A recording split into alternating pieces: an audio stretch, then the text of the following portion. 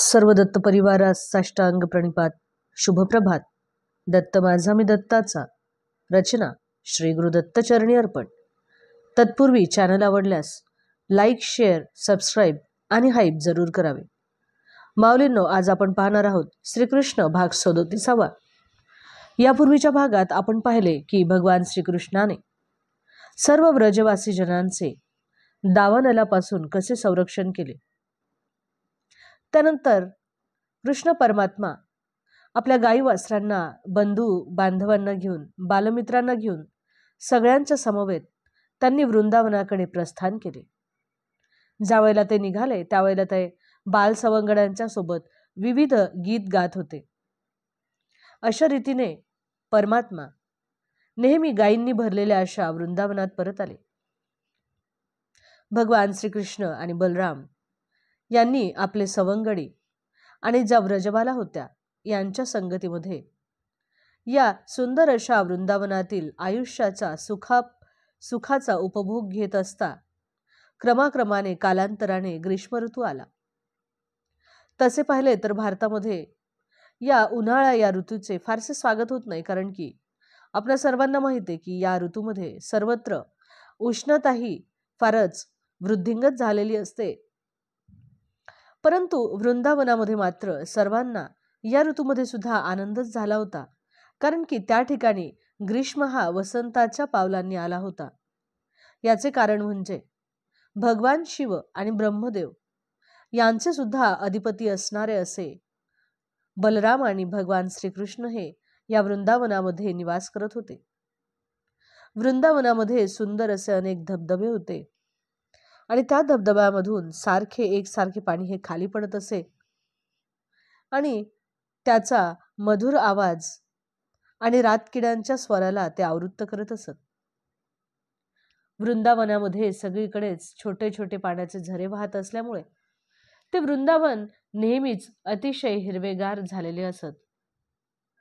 वृंदावनवासी जनांना सूर्याच्या उष्णतेची किंवा उन्हाळ्यामधील असणाऱ्या उच्च तापमानाचा त्यांना कधीही कुठल्याही प्रकारचा त्रास झाला नाही. तेथे वेगवेगळ्या प्रकारची कमळे उमललेली असत आणि तेथे वाहणारा मंद गतीने जो वारा होता त्या वाऱ्यांच्या सोबत या कमळाचे सुगंधी परागकण हे तो एका ठिकाणाहून दुसऱ्या ठिकाणी वाहून नेत असत. यमुनेच्या सरोवरात सुद्धा या तरंगाचे तुषार आणि धबधब्यातून उठणारे तुषार हे सदैव जे वृंदावनवासी होते त्या सर्वांच्या शरीरांना याचा आल्हाददायक स्पर्श नेहमी होत असत आणि त्यामुळे या वृंदावनातील वातावरण हे नेहमीच आल्हाददायक, सुखदायक आणि शीतल असे होते. असे असल्यामुळे वृंदावनातील लोकांना कधीच ग्रीष्म ऋतूच्या उष्णतेची कधी मुळी जाणीवच झाली नाही. आपल्या सर्वांना माहीतच आहे की वृंदावन हे अतिशय रम्य ठिकाण आहे.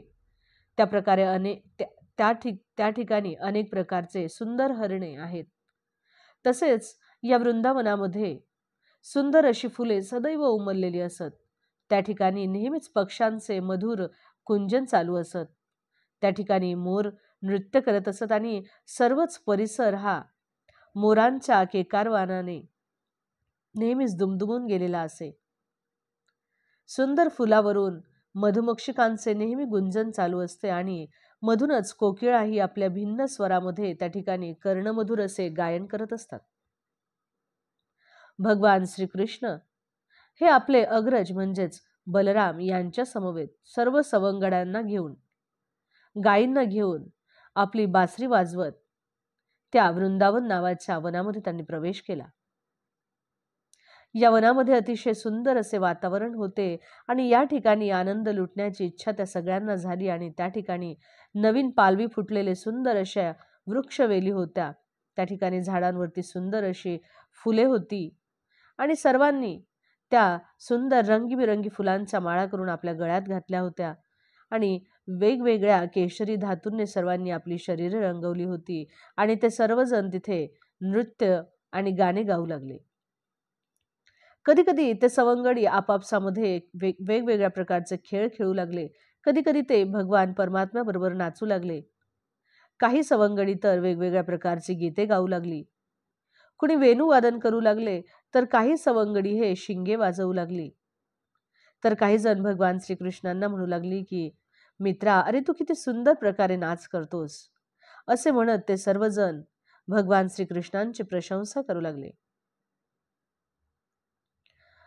गोपबालकाच्या वेशामध्ये जे देवता होते ते सर्वच कलाकार हे प्रत्येक जण एक दुसऱ्यांना शाबासकी देत होते आणि भगवान पुरुषोत्तम श्रीकृष्णांना ते नेहमीच उत्तेजन देत होते.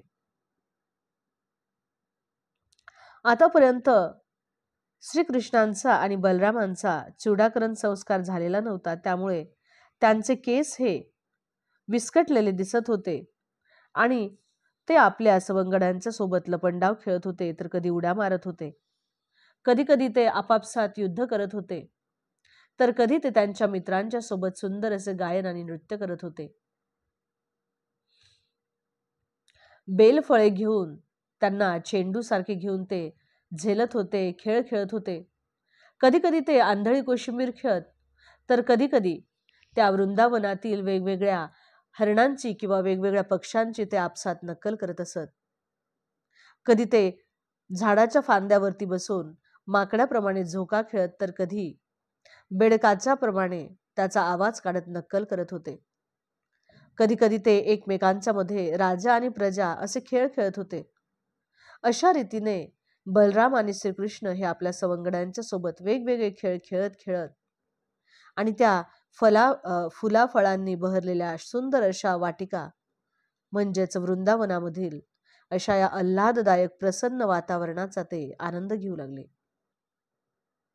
अशा प्रकारे भगवान श्रीकृष्णांचे सर्व सवंगडी हे दिव्य अशा क्रीडेमध्ये मग्न असतानाच काय झाले की त्या ठिकाणी एक प्रलंबासूर नावाचा भयानक असा असुर त्याने त्यामधील एका सवंगड्याचे रूप धारण केले आणि तो बलराम आणि श्रीकृष्ण या दोघांना पळवून नेण्याकरता या सर्व त्यांच्या मेळामध्ये तो आला. आता भगवान श्रीकृष्ण जरी गोपबालकाची भूमिका करत होते, परंतु ते स्वतः परमेश्वर असल्यामुळे त्यांना वर्तमान, भविष्य, भूतकाळ या तिन्ही काळांच्या मध्ये घटित झालेल्या किंवा होणाऱ्या किंवा चालू असलेल्या सर्व गोष्टींचे ज्ञान हे आपसुक असणारच. तेव्हा असा हा भयंकर असा प्रलंबासूर आपल्या या मेळामध्ये त्याने प्रवेश केला आहे, हे श्रीकृष्णांना उमगून आले आणि त्याला कसे बरे ठार करावे याचा ते विचार करू लागले. वर करणी पाहता त्यांनी प्रलंबासुराचे एक आपला सवंगडी म्हणून प्रथमतः स्वागतच केले आणि ते त्याला म्हणाले की, अरे मित्रा, ये तू आमच्या सोबत खेळायला आला आहेस ना, हे पाहून आम्हाला फार छान वाटले. भगवान परमात्म्याने नंतर आपल्या सर्व सवंगड्यांना बोलवून सांगितले की, मित्रांनो, आता आपण काय करूयात की एक खेळ आपण जोडी जोडीने खेळूयात. अशा प्रकारे हा खेळ खेळण्याच्या हेतूने सर्व सवंगडी एकत्र आले. काही जणांनी बलरामांची बाजू घेतली, तर काही जणांनी भगवान श्रीकृष्णांची बाजू घेतली आणि दोघांच्या मध्ये अशा प्रकारचा खेळ सुरू झाला. आणि हा द्वंद्व सुरू झाल्यानंतर जी मुलं जिंकतील त्यांनी जिंकलेल्या मुलांना जी मुलं हारतील त्यांनी जिंकलेल्या मुलांना घोड्याप्रमाणे आपल्या पाठीवर बसवावे आणि त्यांना वाहून न्यावे असे या खेळांती ठरले. अशा प्रकारे खेळ सुरू झाला आणि जसजसे भांडीरवनामधून ते खेळत पुढे पुढे जाऊ लागले, त्याचप्रमाणे त्यांची गाई वासरे देखील चरत चरत पुढे जाऊ लागल्या. आता श्रीदामा, बलराम आणि वृषभ या तिघांचा गट यशस्वी झाला आणि भगवान परमात्म्याच्या गटाला त्यांनी पाठीवरून भांडीरवनात घेऊन जायचे होते. असे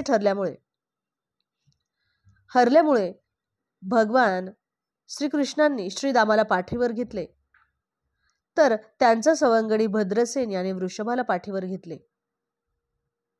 त्यांच्या सवंगड्यांच्या मध्ये जो प्रलंबासूर नावाचा बालक हा सवंगड्याचे रूप धारण करून आला होता, त्याने बलरामांना पाठीवर घेतले. तसे पाहिले तर प्रलंबासूर एक बलवान असा असुर होता आणि श्रीकृष्ण त्या गोपबालकांच्या मध्ये सर्वात बलराम असल्याचे त्याला अंदाज आला होता.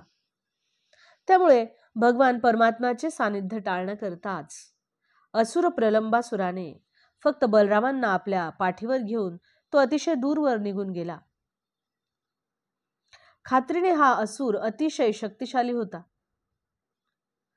परंतु त्याची तुलना पर्वताबरोबर होऊ शकते अशा बलरामांना तो पाठीवर घेऊन जाऊ लागला.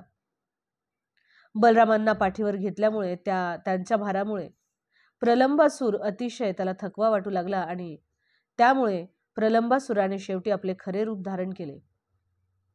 जेव्हा तो आपल्या खऱ्या रूपामध्ये आला तेव्हा त्याच्या माथ्यावरती सुंदर असा सुवर्णाचा मुकुट होता. त्याच्या कानामध्ये सुंदर अशी तेजस्वी कुंडले होती आणि तो एखाद्या काळ्या कुट्ट प्रचंड ढगाप्रमाणे भासत होता.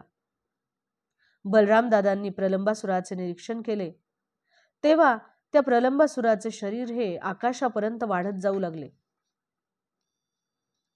प्रलंबासुराचे नेत्र हे एखाद्या धगधगत्या ज्वालेप्रमाणे प्रदीप्त दिसत होते आणि त्याचे दात अतिशय उग्र होते. अशा प्रकारे तो भयंकर असा असुर प्रगट झाला हे पाहून प्रथमतः बलराम दादांना अतिशय आश्चर्य वाटले आणि ते अचंबा करू लागले की अरे, जो आपल्याला वाहून नेऊ लागला त्याचे अचानक असे रूप कसे बदलले.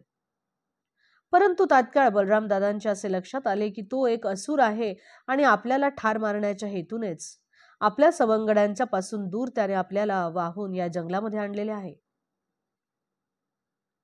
इंद्र ज्याप्रमाणे आपल्या व्रजाने मोठ्या अशा पर्वतावर प्रहार करतो त्याप्रमाणे बलराम दादांनी या असुराच्या डोक्यावर एक जोरदार मुष्टिप्रहार केला आणि बलराम दादांच्या या तडाख्याने तो असुर जागीच एखाद्या सर्पाप्रमाणे मृतवत होऊन खाली पडला आणि त्याच्या तोंडावाटे एक रक्तप्रवाह बाहेर पडू लागला आणि अशा प्रकारे इंद्राच्या वज्राघाताने एखादा पर्वत जसा चूरचूर होऊन खाली कोसळावा त्याप्रमाणे एक अतिशय प्रचंड आवाज झाला आणि तो आवाज ऐकून सर्व सवंगडी आणि परमात्मा तेथे त्या ठिकाणी आले आणि त्या ठिकाणी त्यांनी ते दृश्य पाहिले आणि त्यांना तात्काळ ह्या प्रकाराची जाणीव झाली आणि ते बलराम दादांना चांगले केलेस, छान छान असे म्हणून दादांची ते प्रशंसा करू लागले. आपला बंधू हा अशा प्रकारे मृत्यूच्या तोंडातून परत आल्याचा विचार करून श्रीकृष्णांनी त्यांना प्रेमाने मिठा मारल्या आणि त्यांचे अभिनंदन केले. अशा प्रकारे बलराम दादांनी त्या महाकाय प्रलंबासुराचा वध केला हे पाहून आकाशातून सर्व देवी देवता हे प्रसन्न झाले आणि त्यांच्यावरती पुष्पवृष्टी करून सर्वजण बलराम दादांचे अभिनंदन करून सर्वांनी त्यांना आशीर्वाद दिला. अवधूत चिंतन श्री गुरुदेव दत्त. दिगंबरा दिगंबरा श्रीपादवल्लभ दिगंबरा. जय श्री कृष्ण.